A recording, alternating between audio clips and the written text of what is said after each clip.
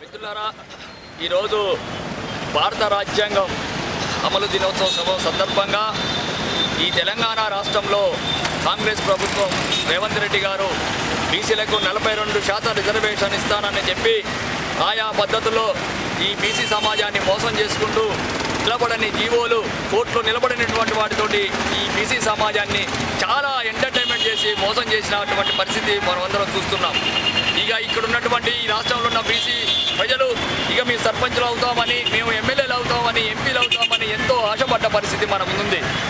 గత కొంతకాలం ముందు కూడా ఒక జీవో రిలీజ్ చేసి ఈ బీసీలకు మేము రిజర్వేషన్ ఇచ్చామని కూడా కొంత ఎంటర్టైన్మెంట్ చేశాడు. కానీ నిన్నటువంటి నోటిఫికేషన్లో 23% ఉన్నటువంటి రిజర్వేషన్ కాస్త కూడా ఆయా ప్రాంతాల్లో 10-11కే పరిమితమయ్యాం. ఇంతకంటే మోసం, ఇంతకంటే నయవంచన ఈ ప్రపంచంలో ఎక్కడా జరుగుండదు. ఇంత పట్టపగలే ఇంత మోసం చేస్తారా రేవంత్ రెడ్డి గారు? మీరు తక్షణమే మీరు ఏదైతే నోటిఫికేషన్ విడుదల చేశారో దాన్ని వెనక్కి తీసుకోవాల్సిన అవసరం ఉంది. లేని ఎడల ఈ ప్రజలే, మా బీసీ సమాజమే ఎన్నికల్లో కాంగ్రెస్ పార్టీకి బుద్ధి చెప్పదలుచుకుంది. పార్టీ పరంగా 42% ఇస్తామని చెప్పడం ఇంతకంటే దుర్మార్గం లేదు. మీరు పార్టీ పరంగా 42% రిజర్వేషన్ ఇస్తామని చెప్పి మిగతా పార్టీలో మీ కులాలను కలుపుకొని ఇండిపెండెంట్గా మీ కులాలను పెట్టి గెలిపించే కుట్ర జరుగుతుంది.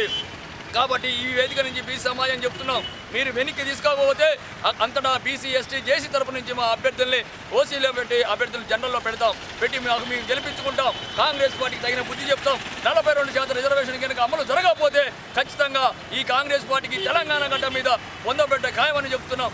వెంటనే మీరు విత్డ్రా చేసుకోవాలని కోరుకుంటున్నాం ఎన్నికల్ని.